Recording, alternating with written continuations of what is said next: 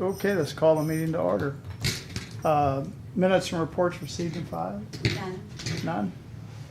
None? Commissioner committee liaison reports, announcements, upcoming meetings and events. We got not a whole lot this week. No Veterans Golf Tournament Friday. Short work week. That's good. Maybe Wednesday night will be. MMRPC meeting tomorrow at 9. Then MMRPC board meeting Wednesday at 5. We have something at Mizzou Wednesday. Mhm. I can't make it, but What time was that? 6 p.m. Okay. It's over at the stadium. He said it's gonna be a big soiree. Leadership on Friday, is that right? Yep. Oh yeah, that is Friday too. I might be there. And no Amateur Radio Club Field Day on Saturday at 1. I got chamber board meeting tomorrow. I've got a Cap Region meeting Wednesday. Thursday, I got a YP lunch with Jason Cecil. Chamber leadership Friday. The Jeff City Fire Police Department FOP barbecues Friday night. You're not YP. They have a deal with the chamber board where you go to lunch with their YP people. So, hell no, I'm old enough to be their grandfathers and stuff. They kicked my ass out of their shit. So we get a hold of Senator Blunt's office about their. Yeah, they had cleared it with Melody. They Okay. had checked our calendar, which Okay. is what they've always done. So I wanted to get a clarification, and I'm Okay. going to call him this week too. So, Okay.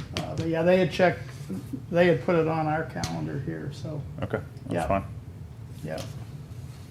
Okay, presentation. We got Mr. Joe Davies from the U.S. Bank, Good morning, Morning. and thank you guys so much. and I'll tell you what, kind of use one of the kind of just Just records. yeah, it just yeah. Good morning, and thank you so much for giving me the opportunity to come here this morning and introduce myself. My name is Joseph, and I'm a commercial banker for U.S. Bank. I'm located at the West McCarty Street office, just a couple blocks from here. And today I really want to position U.S. Bank as a resource for the Cole County Commission. U.S. Bank offers a lot of valued services to government and municipalities, but specifically, I want to share how you can leverage U.S. Bank's AAA credit rating and some of our specialized finance options to help you with your purchases. U.S. Bank is one of the most nationally respected financial providers to governments, and the reason this is because our credit rating and size is good enough that it allows us to have a specialized division that solely works with and for governments. This specialty allows us to service government needs and sophistication at multiple levels, so we can provide specialized services on small purchases and large purchases as well. From our experience, one of the things that we're hearing from our government clients is there's an emphasis on cash flow and budget. Today, I'm going to highlight real quickly how U.S. Bank government leasing is a viable option to help you manage your cash conveniently, affordably, and efficiently. Cole County Commission can utilize leasing for the purchases of any what we call essential use assets. This includes the purchase of, it could be a vehicle, it could be office equipment, it could be computers, it could be software, hardware upgrades, it could be technology upgrades. We have done a lot of, in the state of Missouri, we've done a lot of energy upgrades with energy audits. We finance those through our leasing division, and one of the reasons we do that is because we can include soft costs. So you update your software, you need to pay your vendor in order to train your people on that software. We're able to finance that as well. one of the handouts I gave you is a handout with a question. It says, what do you need the lease amount of? And that's not a typo. That's a play on words because I wanted you to think about leasing. So what do you need the lease amount of? Do you need the least amount of inconvenience? Under most state statutes, municipal contracts with terms greater than 1 year, there's significant investments in time and money because you have to be in compliance with the debt restrictions of that state. Well, U.S. Bank Leasing will offers annual appropriations, also known as fiscal funding out clause. So what does this mean to Cole County Commission? This means there's no prepaid penalty if you decide to pay the term early. There's no balloon payments, which it's basically just straightforward financing with fewer restrictions. So it's convenient. Do you need the least amount of cost? We can offer better pricing.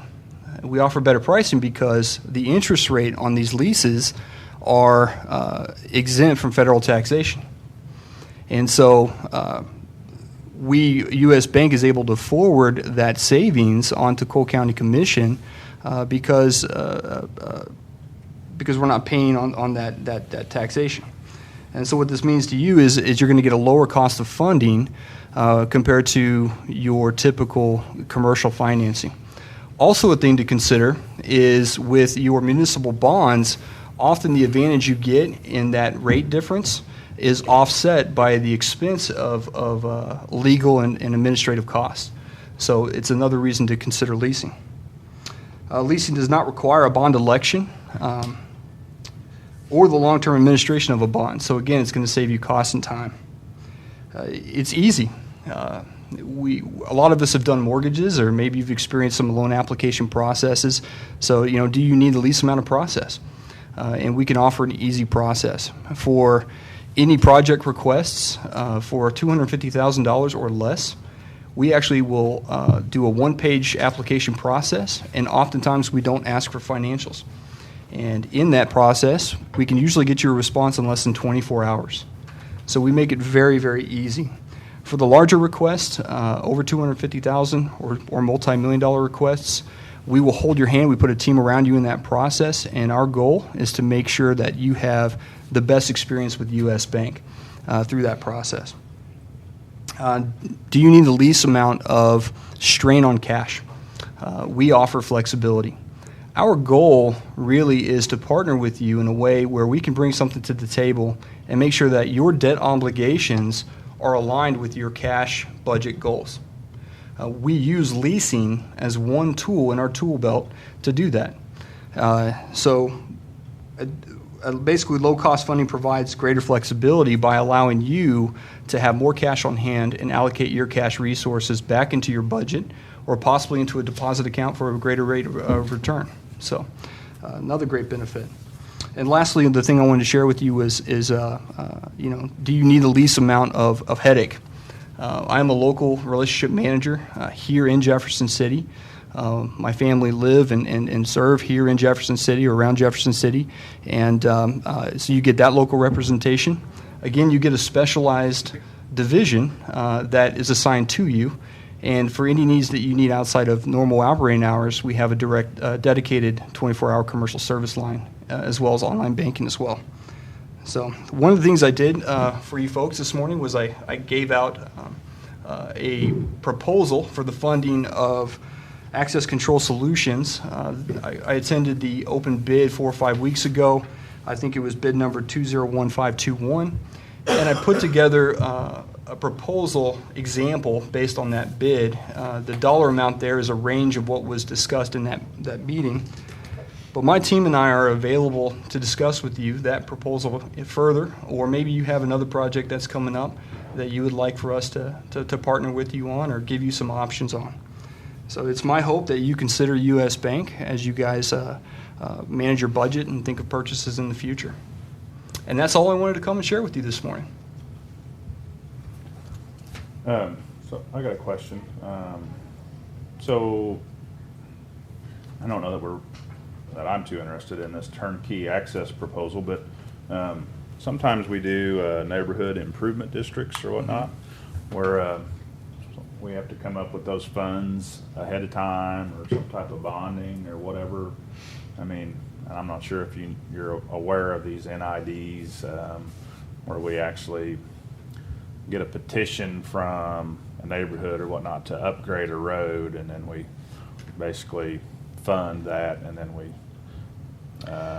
so I'm just wondering if this type of thing wouldn't work for something like that. It depends on the, Chris, it depends on what you need for the project. If you're purchasing, if you're making a direct purchase of a piece of equipment to do the project, that would fit under the leasing. If it was something more along lines of we wanted to look at a bond type issue for you, then we would put that in a different space. Okay.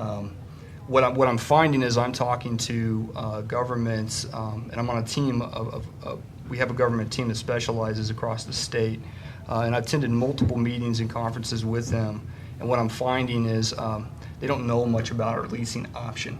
You know, they think they have to term everything out, and they're dealing with all these challenges. And one of the ways we differentiate ourselves is by something like this. But we can certainly look at that and see if there's something we can competitively partner with you on. Okay. Tell me a little bit about U.S. Bank. I mean, you're a very quiet bank. You're down on Right. on McCarty, but you know we know Central Bank, we know Hawthorne, we know UMB. I don't know much about your bank. Yeah, Mr. Bushman, that's why I'm here, actually. I've been working out of Columbia for the last 40 years. I've been in my new office here in Jefferson City since January. We've had some representatives in this market. We haven't had a position like mine filled in the last 2.5 years, 3 years. So my role is to come in and create more of a presence and to recapture some of that presence that we may have had 5-7 years ago. And we're building a team right now. So we are quiet. We have been quiet. I don't feel like we've been out telling our story the way we should be. And the reality is we do a lot of things very, very well. You will, I would say, plan to expect to see more of us as we start to get back out into the community and put some staffing in place here in Jefferson City. But to answer your question, I mean, a little more directly, we're a top 5 bank. We're a AAA rated bank. We're top 5 means we're the 5th largest bank in the United States. And so we service, here in the state of Missouri, we service almost 100,000 businesses. And one thing that folks don't understand about Missouri is we actually are the largest market share bank in the state of Missouri. We're almost at 13% market share based on deposits. But our largest markets are St. Louis, Kansas City, and some of the outlying areas. We don't have that type of market share in Columbia, Jefferson City yet. So, but we're large enough to manage your sophistication, as well as some of the other opportunities that maybe not so sophistication. So, really encourage you to leverage our size, but we are a big bank in the community doing community banking. Great. Thank you. Thanks. Thank Have you. any Okay. questions? Thank you. Thanks, sir. Appreciate you coming Hope by. to hear from you guys. Have a great week. You too. Hot week. Yes. Yeah, Don't wear a black suit. That's for sure. I didn't. Deb, do you want this? Or do you want Kristen, maybe have a look at it? Yeah, here. If y'all see some use in it or something. I mean, I don't see anything right off the top of my head. I think it might I'm be just not, useful for yeah, somebody else yeah. to use. Do we have any unfinished business? Commission comments? I don't think so. No. No unfinished? Accounts payable review? We got them? Did you have one in there, Jeff? I'm not sure if you did or I not. think I did, because we had that meeting up in Columbia a couple weeks ago. So as we go forward with this new software, I'm in the process of approving some here.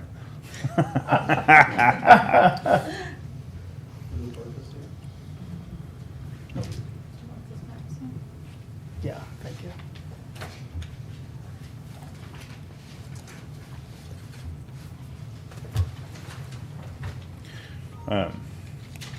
So is there a way for all of us to look at these, or once somebody approves them, then? You could still see them out there all in invoices.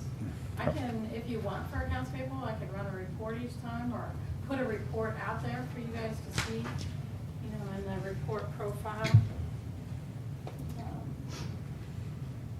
I was just curious, I mean, Like in the reports up there in the profiles, I can make a report up for each budget run if you want to Okay. look through there's still a few of them that are out there for the department head to approve that we're trying to get its circuit, and I guess somebody's on vacation, so we're trying to get that figured out. So there'll be a few more for you to approve actually. I can So- run a report. so how are we gonna do that? I mean, we can approve the ones that we've approved, and then are we gonna approve the ones that we haven't seen yet, or are they entered? They're entered. They're in there. And, I mean, they can't get to you yet because Mhm. it's not through the department head, and then it's gonna come to me, and then it's gonna go to Kristen, and then it's gonna come to you. So, if all else fails, if they're not approved, or if you don't wanna approve them and you're ready How to many you leave, we'll just talking? leave them till the next time. Probably 3 or 4, which. It's the same login as we had over there in practice. Yeah. And actually, we have the original invoices, we're gonna have to keep those, we have those in a box. If anybody wants to look at those too, they're more than welcome to look at those. And we'll have them every morning, like this, when we bring it to you guys for accounts payable. Anything extraordinary? No, actually, I found it very easy to use. It took me a little bit to work my way around it, but I don't know.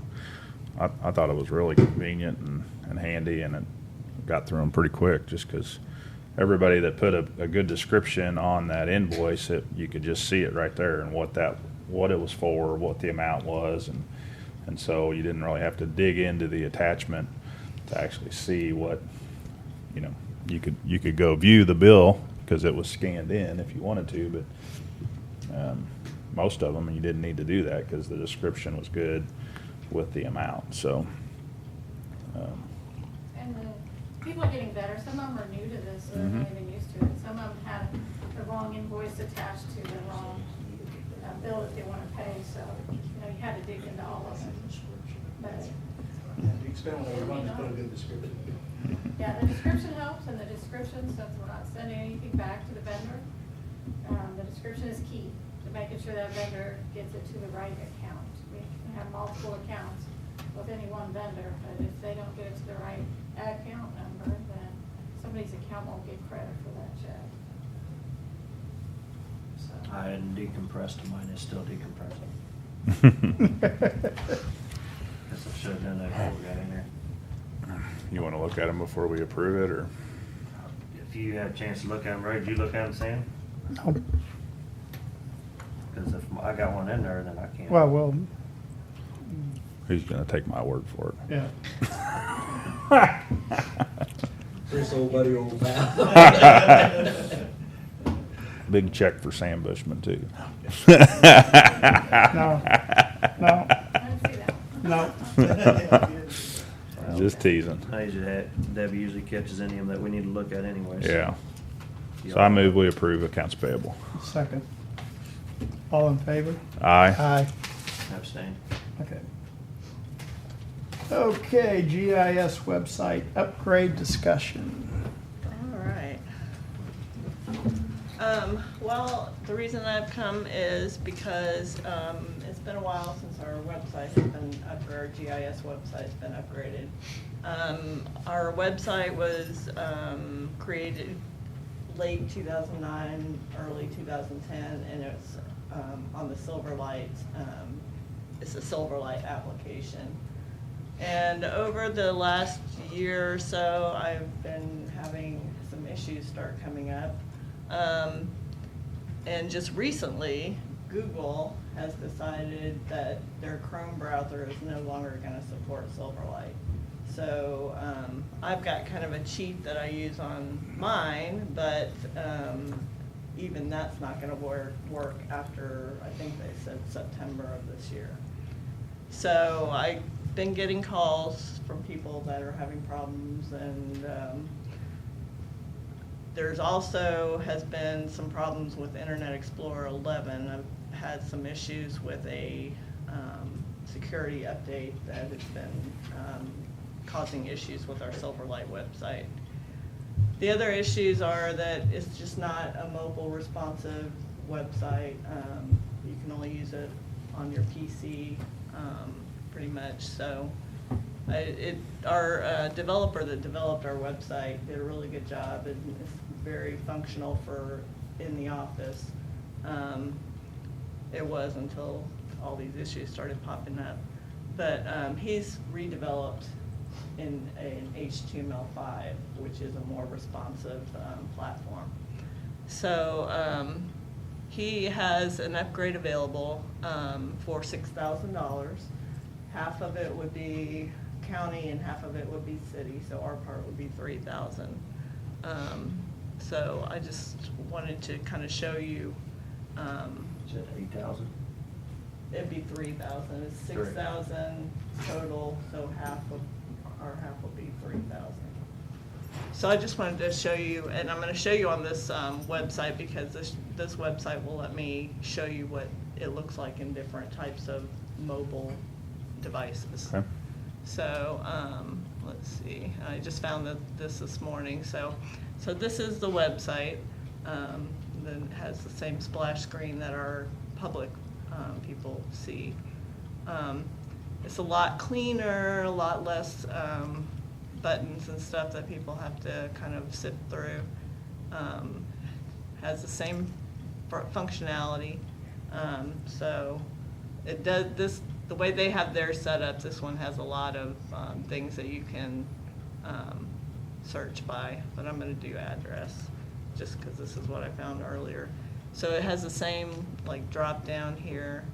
And then we don't use this property report or the sales search. That's an extra little thing that they have on theirs. But it still has the same information there. Let's see, I'll show you. Let's look at the iPhone. So if you were to do a search on the iPhone, say, I'm going to go ahead and pull up the same thing. This is kind of how it would look, and you know, you would, can't move it with my finger like you would do on your phone, but it's pretty. You would do your pinch and, you know, that type of stuff. You also have this locate me, which will be handy if somebody's got this app out on the street, then they could easily kind of pinpoint where they are. So, say if they have a Kindle Fire, then it just kind of shows what it's going to look like if it resizes. And then the print button, this gives you actually an option to create a PDF. I don't know if we have the button on the actual print screen on our current website. I don't think we do. But it kind of gives you the same general options. One thing that I think is a lot more user-friendly on this one is the layers. Sorry, bear with me here. Oh, here it is, map layers.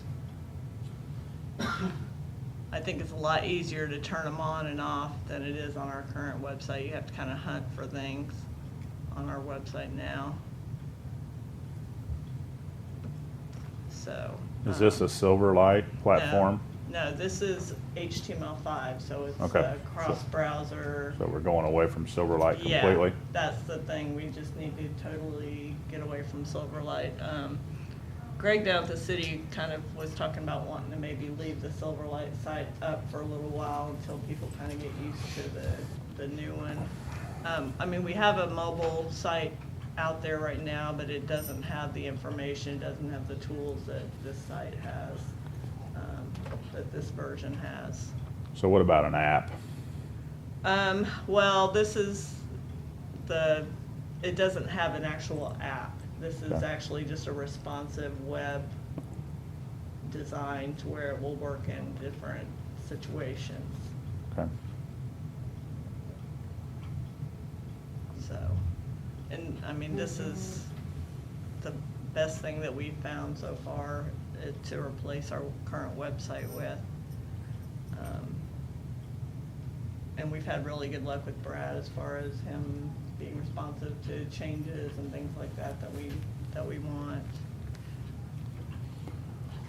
So if we go with this, I mean, as software and Google and everybody continues to change, I mean, I assume that they have to change with them to make it work, but. Well, HTML5 is a lot more of a common platform than Silverlight. Silverlight is Microsoft, so of course Google is anti-Microsoft. They're not going to play nice with them. HTML5 is more of a kind of a basic platform that, you know, all of the different browsers We'll work on any of the. will work on.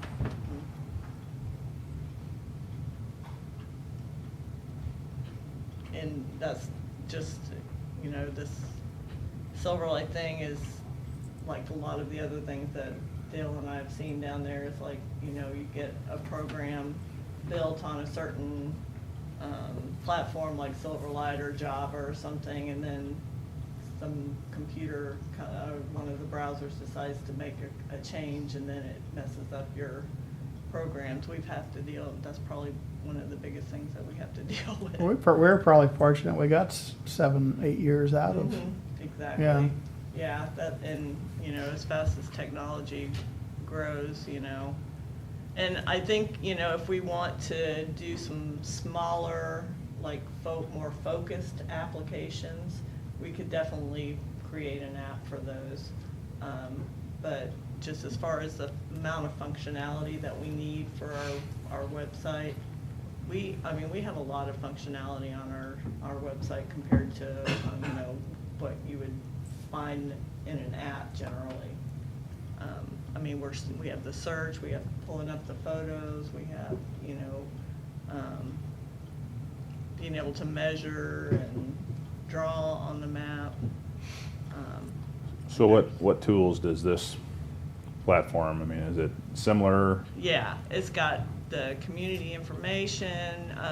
There's actually Street View, so it will pull up the Google Street View if they have a Street View for that. So that's particular- not coming from our GIS photography then? No, this is coming from Google, Okay. an outside map. But it's also that community information that we have. If I click on the map, it will list, you know, your voting precinct, your fire district, whatever information we want to put in this area, we can. What that area is zoned as, what the taxing districts are. This is pretty much up to us what we want to put there. Melissa, when you say up to us, is that up to? Up to you. It's up to, if you have something that you want to see on there, then, if, you know, generally, if it's something that is of interest to most people, or, I mean, I don't really foresee a reason that we wouldn't put it on there if it's something that somebody wanted, unless it was just, I you mean, know.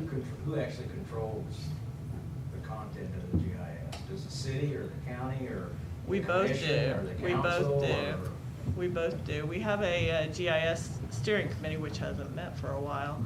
But, you know, usually if something comes up that we want to add something, it's Greg and I kind of, you know, discuss whether or not we think that it's going to be something that will benefit people.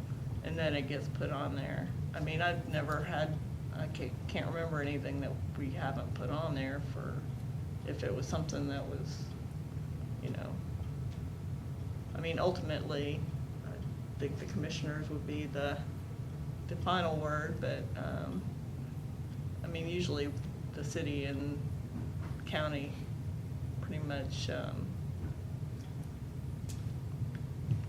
can make a decision without too much, problems. So part of the original cost, you have to, every time you add something, you have to pay more money? Well, you mean to add a layer or Yeah. something? Yeah. No, that's just something that we can do. Just choose what people can see. Yeah. Yeah.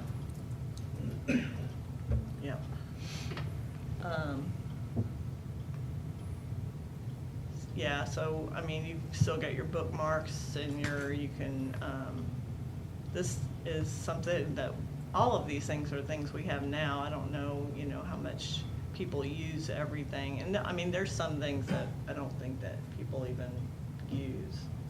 Is deed information still gonna be attached to it, or? Well, it'll be the same as it is here. If you're inside the county, you'll be able to see that inside our network, but people outside the network won't be able to see that. And that's something that, later on, if Ralph, if you wanted to have the deeds on there, then that's definitely something we can look at, because that's something that I get a lot of requests for that, and I get a lot of requests for the subdivision scans. So that's definitely something that people want. So that's something we can look at in the future. And I noticed in when you pulled up that house on Johnson Street, it had like with the house had vinyl siding and things like that. Uh-huh. Our GIS doesn't currently have. Yeah, and that's just, Is that dictated by what information the assessor decides he's gonna Yeah, give to like you or Chris put did. in there, or? yeah, and that is a lot of it, what the departments want people to be able to access. And, and he may be open to showing more than that, more of that kind of stuff. So, I mean, if we want to make changes to those types of things, if we do the upgrade, now would be the best time to be able to make those changes.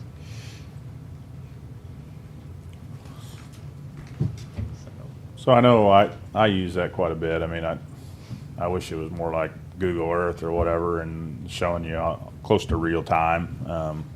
But Real time in which way? well, so Vote. it's only good when we fly. Yeah. So if a new house is built today, it doesn't show up until we fly again, right? Yeah, well, and that's just the nature of the beast. Right.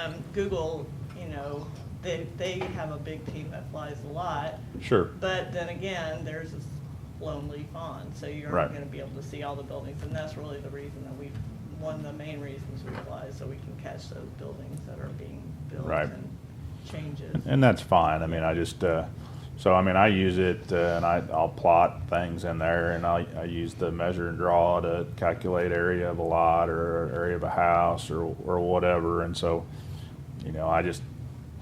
and I talked to you previously, I mean, I'd really like to see right-of-ways, in those layers to be able to show easements or right-of-ways or some of those things so that people would know that there is something there. Yeah. Other than just sewer lines. And then, the other thing that I talked to you about was being able to, for people to be able to put a little sketch in there and save that and then add another sketch and do multiple things before they print it out. So, Yeah. So I don't know how much of that is available with this. But I could think talk to Brad. I think the more user-friendly that it is, I mean, I can see where contractors and a lot of people would be able to use that because you can actually print it off and submit a plan if you're going to put in a patio or a pool in your backyard or whatever. And actually, it helps everybody, I Yeah. think. So.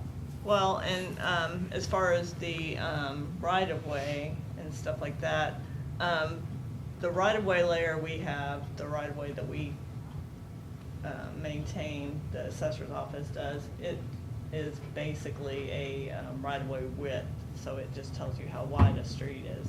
In the lot lines layer, that's kind of where you're gonna see your alleys and any kind of things like that, more of the right of way that's not necessarily a street or anything like that. We don't maintain, electrical easements and stuff like that. It's just not something that is taxed, so that's not something that the assessor's office needs to maintain. But as far as the lot lines layer is, that's something that we might want to just put on the map with the parcel layer. We don't have it on by default. So that would show you more like where those alleys and things like that, or right-of-ways that haven't been developed are. Well, but those right-of-ways can be quite different from the road. If the road has been moved or changed or whatever, there could be a whole lot more right-of-way on one side versus another. Yeah. I don't know. I mean, you could ask for the world, and of course it'd cost you too, so. Yeah. Well, as far as adding layers and stuff like that, that's not as big of a deal as if we wanted to have something else programmed. And Brad's pretty good about doing the programming. I think he's pretty sharp on creating things that we need, depending on what it is, of course, and what the program will allow him to do. Now, you said this was $6,000. Do they have, what, are there other options that are additional that might be things that? Yeah, you the would be additional, interested in? yeah, the additional thing would be that, I know what I need to look for here. Let me do a search real quick and I'll show you. So, on this report, they have this property report link that would actually pull up in like the assessor's property report. That would be extra, and it's kind of formatted a little bit more nicely, I guess. And this one has the taxes and all that kind of stuff on it. The sales search, that's another one. I'm not sure how the assessor's sales information is entered, or if that's even something that he would want out there. But that's another thing that's extra. I think for these things, it's like an extra $2,000 if you wanted to get the sales report and that kind of stuff on your website. Sales info is not supposed to be shared with third parties. Yeah, I don't think that, I think that he's got That's some part kind of of the agreement that Board you can't do realtors. that. Yeah, that's the sales history, all that kind of stuff is stuff that, I don't think that he can share. There's also this map link thing where you could look it up on either Google Maps or Bing Maps, but you can't use your functionality from the other website. It would just take you to this website, that spot in this website, so. But we have that now. I guess the sales information can be if the owner sends in the card. If it's just the stuff from the realtors, they can't. Yeah. I don't know how many people send those in, if anybody does. Yeah, I don't know. Yeah, I don't know. When they send out asking what you paid for your house and stuff, you're talking about the assessor sends out? Yeah, there's some kind of, is it a sheet Yeah. or whatever? He It's a sends sales out- questionnaire. Yeah. Yeah. Yeah, but you can write, hey, I paid $1. Well, I think I most just people don't don't send it. return them, Yeah. That's to be No. honest with you. No. That's why I was just talking, I know No. that information is public information, the stuff from the Board of Realtors is not, Yeah. so. So how much of this GIS is used by emergency personnel and those folks to respond to an incident, or I mean, are they really using that, or are they using something else? They are using it. I know the ambulance is using it. Mike has told me several times that it's invaluable to him. I know that like the Cole County Fire uses it quite extensively. As far as the sheriff's office, I get calls if their GIS isn't working, so I'm assuming that, that they're using that for. So is that their primary No, they, well, the city has GIS integrated into their 911 system. So that's definitely, they're not necessarily using our website, our GIS website for that, but, you know, that all the officers, as far as I know, have access in their car, on their computers in their car, from what I understand. So, but I can get more. So if you could just kind of explain our agreement with the city. I know they host the GIS site on their server. So who paid for the flyover? Did the county pick up the whole cost on that? We are paying for that. That is something that we haven't paid for yet. It'll be later this year. That was a grant or something. No, Flyover? we didn't get a grant this year. That was, we did a consortium with several Split it up to Other the counties. Yeah, we had Yeah. several counties go in, and actually, I do have a good news about a partner. American Water is partnering with us, so they're gonna pay 10% of the total flight, and we're gonna give them a copy of the data. We're also hopefully gonna get some money from conservation. It won't be as much as that, but they're gonna contribute some, so, and hopefully we'll be able to get a few more partners, but I don't know. for The sure city yet. doesn't contribute towards that? Huh? The flyover, the city doesn't contribute towards the flyover? Well, that's what we had talked about before, that they would help to find partners, and that's what Greg is the one that found the American Water partner. But that's what we decided, that it would be easier, and that if they helped with all of the QCing and everything, that we would just pay for the whole thing, and then they would help us get partners to help offset the cost. Because one partner would basically cover what their portion would have been, so that's what the decision was on that earlier this year. Not that it's any of my business. Thought I did. Yeah.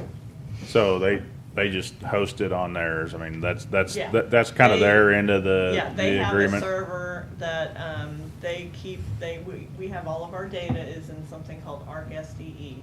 And it's a database, a relational database where the city and the county offices all have, with GIS, have access to that data. So if I need a data layer that Jefferson City maintains, all I have to do is go to that database and pull it into my project. Same for them. If they need to use the parcels, then all they have to do is pull it into their project. It just allows a lot more efficiency, because I'm not having to email them that shape file when they need it, and I can just look and see what we have in that file. And then as far as the website goes, they do post it down there, and they do a lot of the updates, they do a lot of the maintenance, but I do have access. I can get on that server anytime that I need to. I can create websites, I can, create apps, like, anytime that I need to. So they're doing a lot more of the hands-on type work, where we're doing a lot of the. Well, there's not a whole lot now. It's more of a maintenance type of thing, as far as just updating the software and that kind of stuff. But like if we needed a shapefile changed over, then they would go in and change that out in their system. They have a lot of their own, like their billing and stuff like that. They have connected to our GIS data. A lot of their systems are connected to the GIS data, especially the parcel layer. So do we have just a gentleman's agreement, or do we have a formal agreement? We have or- a formal agreement, Yeah, that's a yeah, good- we do have a good formal question. agreement. And we pay them $125 $125 a month, or I pay them $125 a month. The county pays them I think it's $12,500 or $13,000 a year to host that and to kind of keep everything running.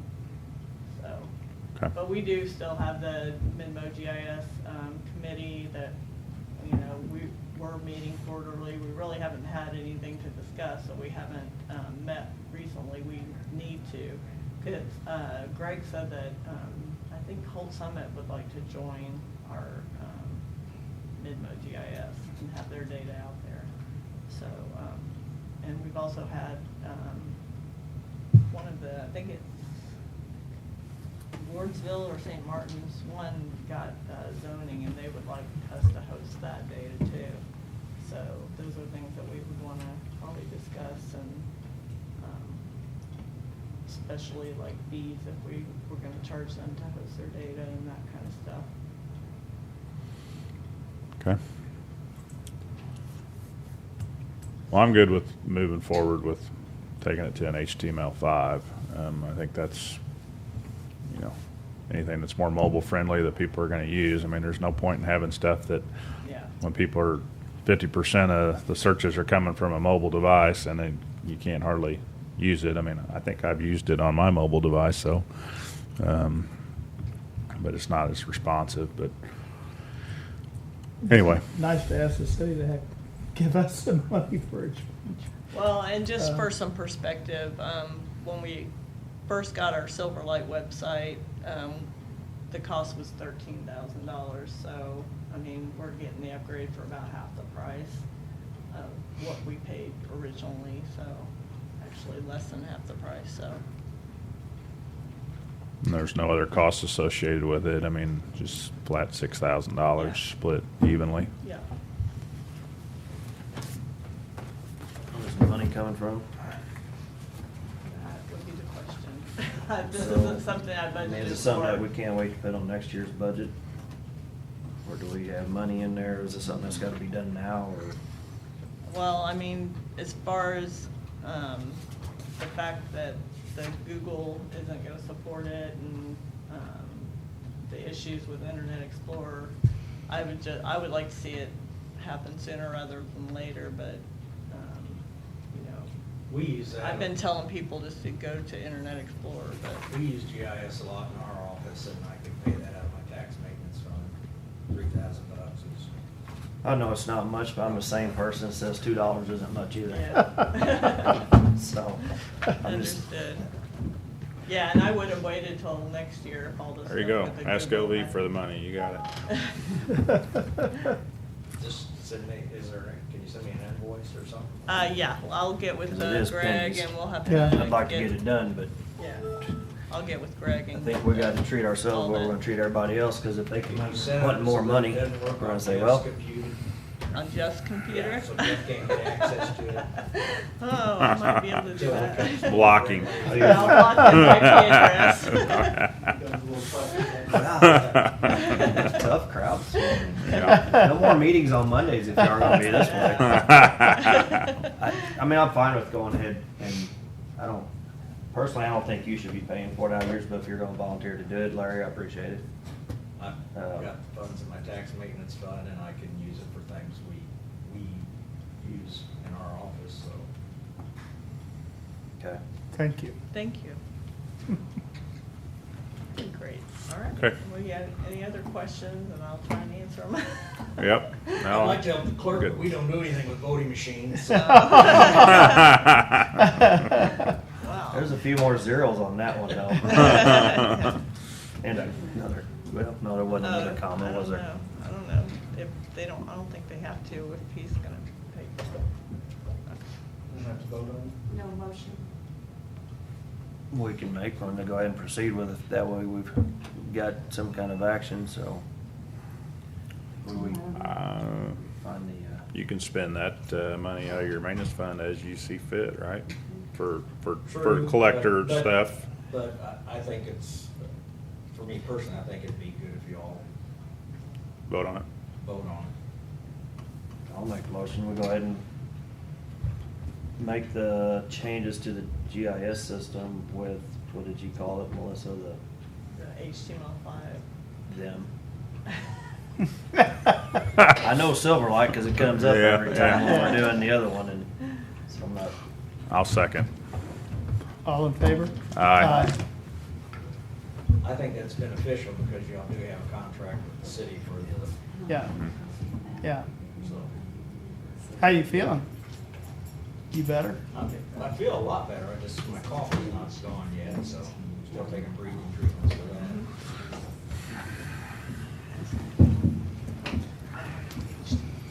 Any other issues?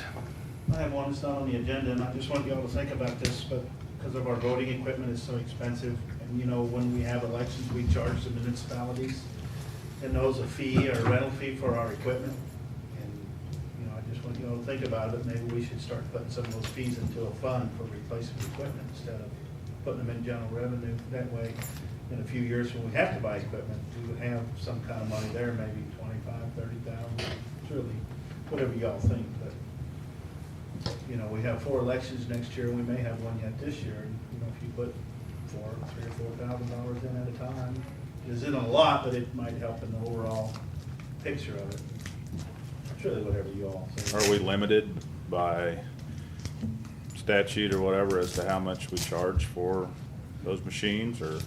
She has it, yeah, Dawn has it all broke down. It's how many of our registered voters and stuff we have, and she splits it between all the municipalities.